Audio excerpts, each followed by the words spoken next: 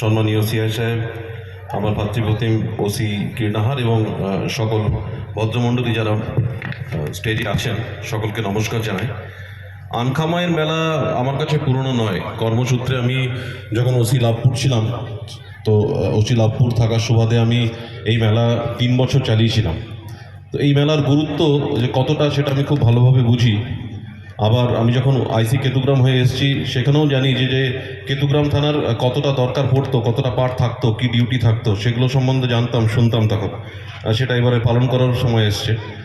তো CI sir যেটা বলছিলেন খুব সত্যি কথা, যে এই একটা এমন মেলা যে মেলা গোটা রাত ধরে চলে। রাত 2টোর সময় এলেও এখানে ভিড় শেষ হয় না। আবার এখানে হিন্দু মুসলিম একসঙ্গে, কোথাও কোনো গোলযোগ নেই। 7 দিন দেখতে দেখতে কেটে যায়। আমি যখন ওসি ছিলাম, ওসি লাভপুর ছিলাম, তখন আমাদের যে ক্যাম্প ছিল সেখানে খবর নিতাম, কোনো অসুবিধা নেই। তো বলছে স্যার প্রচুর লোক, কিন্তু কোথাও অসুবিধা নেই কিছু।